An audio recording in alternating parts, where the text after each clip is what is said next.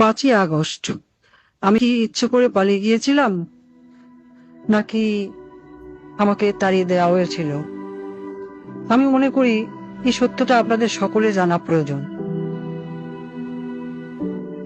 সত্যটা আসলে জানেন কি, 5ই আগস্ট যদি আমি দেশ ত্যাগ না করতাম, ছাত্র জনতা যদি সত্যি গণভবনে প্রবেশ করতে পারত, আর সেখানে যদি আমি অবস্থান করতাম, আজ আপনাদের সামনে যে আমি, সেটাও হয়তো সম্ভব হতো না। তারা আমাকে কখনোই জীবিত রাখতো না, গাদ্দাফির চেয়েও করুণ পরিণতি করত। প্রশ্ন হলো, 5ই আগস্ট কেন হতে হলো? দেখুন, 5ই আগস্ট যদি আমি অনুভবন ত্যাগ নাও করতাম, একটা না একটা সময় ওই বাড়ি থেকে আমাকে চলে যেতেই হতো। 5ই আগস্ট না হলে 5 জানুয়ারি, আর তা না হলে 5 এপ্রিল। 16 বছরে মানুষের মনের মধ্যে জন্ম হওয়া ক্ষোভের বিস্ফোরণ, সেটা আজ হোক কাল হোক হতোই। পরপর 3টি নির্বাচনে দেশের তরুণ প্রজন্মকে ভোট দিতে দেয়নি। তারা আমার উপর যেভাবে খেপেছিল, আমার পতন না করে তারা ঘরে ফিরত না। আসলে আমার পরিবার পরিজন আর দলের নেতাকর্মী, তারা এই যে দেশে যে পরিমাণ দুর্নীতি, লুটপাট আর রাজধানীর রাজত্ব কায়েম করেছিল, শক্ত হাতে তা দমন না করতে পারাই হয়তো আমার রাজনৈতিক জীবনের সবচেয়ে বড় ব্যর্থতা। বা নিজের ভুলের কথা যদি বলি, আমি চেয়েছিলাম দেশকে উন্নত করতে, কিন্তু বলে গিয়েছিলাম সুশাসনের কথা, জনগণের ভোটের অধিকারের কথা।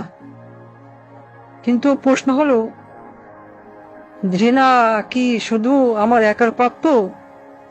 আমি কি একা একা এই দেশ রোধ করেছি? আমার তো একটা পরিবার ছিল, একটা বড় দল ছিল। তারা তো উন্নয়ন উন্নয়ন বলে সবসময় কান ঢালাবলা করে ফেলতো। তখন কি কেউ আমাকে বলেছিল, আপা উন্নয়ন করেন, কিন্তু ভোটের অধিকারটাও জনগণকে দিয়েন?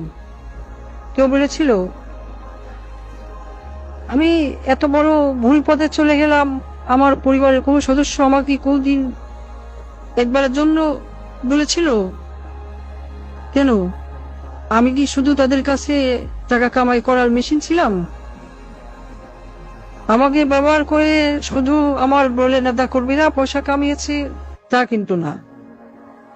আমার নিজের আপন বোন, সে তো রাজনীতির র জানতো না, কোনোদিন রাজনীতিতে নাম লেখায়নি, কিন্তু দেশের ব্যাংকগুলো থেকে 12 আনার টাকা পয়সা সব লন্ডনে নিয়ে গেছে। লন্ডনের ব্যাংকগুলোতে যে টাকা আছে, সেগুলো তো কোথার দৈত্য বিয়ে দিয়ে আসেনি। আর যেসব পুলিশ সদস্য আমার কথা শুনে ছাত্রদের উপর গুলি চালিয়েছে বলা হচ্ছে, তারা কি শুধু আমার ক্ষমতা রক্ষার জন্য গুলি চালিয়েছে, নাকি নিজেদের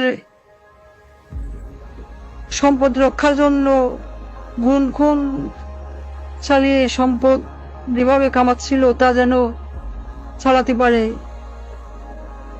সেজন্য গুলি চালিয়েছিল? এত এত রক্তপাত তারা করলো, তাদের দিকে থুতু দিচ্ছেন না কেন? ঘৃণা কি শুধু আমার একার প্রাপ্য? কোথায় আসবে নজির? সে তো আমি ক্ষমতায় থাকতেই দেশ থেকে পালিয়েছিল। 50,000 টাকা বেতনের চাকরি করে সে কিভাবে 20,000 কোটি টাকা কামিয়েছে?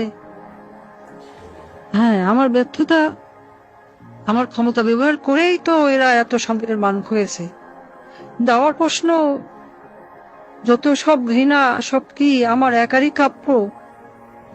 সবকিছুর জন্য যেন আমি একাই দায়ী, এই প্রশ্ন আমি রেখে যাচ্ছি।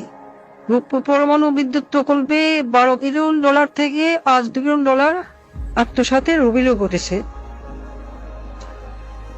শেখ রেহানা কেন এত টাকা দাবি করলো? সে রাজনীতি করবে না, কোনো অপকর্মের ভাগ নিবে না, কিন্তু প্রকল্পে সাদাবাজি করলো, দেশের ব্যাংকগুলি লুট করলো। কিছু বললেই বলে বাপ তো তোর একার না, শেখ মুজিব আমারও বাপ। আমি বলি দেশ লুট করা বাপের গোত্তরি না। এই দেশে হয়তো এমন মানুষই বেশি ছিল যারা আমাকে ভালোবাসে নাই, ঘৃণা করেছে, কিন্তু আমার বাবাকে তো ভালোবাসত। আমার দুঃশাসনে অতিষ্ঠ হয়ে আজ মানুষ আমার বাবা শেখ মুজিবকে নিয়ে কটূক্তি করছে, গালাগালি করছে। কিন্তু একটা আজব বিষয় শুনুন, আমি যে এত বড় ভুল পথে চলে গেলাম, আমার পরিবারের কোনো সদস্য, আমার মেয়ে, আমার ছেলে কোনোদিনও একবারের জন্য বলেনি। তারা আমাকে ব্যবহার করে শুধু টাকা পয়সা কামিয়ে গেল। আমার আপন বোন, সেও কিন্তু সেই পথেই হাঁটলো। সে কি কখনো আমার বাবার সম্মানের কথা ভেবেছিল? বঙ্গবন্ধু তো তারও পিতা ছিল। সে কি করলো? কিছুদিন আগেও আমাকে নেত্রী বলে রাখতো, আজ ডাকে খুনি। আমি জানি এই তকমা আমার প্রাপ্য, কারণ আমি যা করেছি তা কখনোই ক্ষমার যোগ্য অপরাধ না। রাতে যখন ঘুমোতে যাই, আমার দিনগুলো আর রাতগুলো এখন একই রকম। আমি জানি না ঘুমাতে কেমন লাগে, জানি না শান্তি কাকে বলে। আমার ঘরে প্রতিদিনই এখন মানুষ আসে, আমার চারপাশে দাঁড়িয়ে থাকে। আমি জানি না তারা মৃত নাকি জীবিত। আমি আয়নার দিকে তাকাই, কিন্তু নিজের চেহারা দেখতে পাই না। দেখি রক্তমাখা হাত, পা, মাথা। আমি চিৎকার করে বলি, আমি তো দেশ বাঁচাতে চেয়েছিলাম, কিন্তু সেই কণ্ঠগুলো আমার কথা শোনে না। তারা আমাকে বারবার প্রশ্ন করে, আমাকে কেন মারলেন? আমার মায়ের কাছে ফিরিয়ে দিন। আমি ক্ষমা চাই না। আমার মতো নরপিশাচের কোনো ক্ষমা হয় না। আমি এক পাপী, আমি এক মহাখনি। আজ আমি মতিউর রহমান রেন্টুর সাথে গোলা মিলিয়ে বলতে চাই, আমার ফাঁসি চাই। আমি চাই রাস্তার মোড়ে আমাকে প্রকাশ্যে ফাঁসি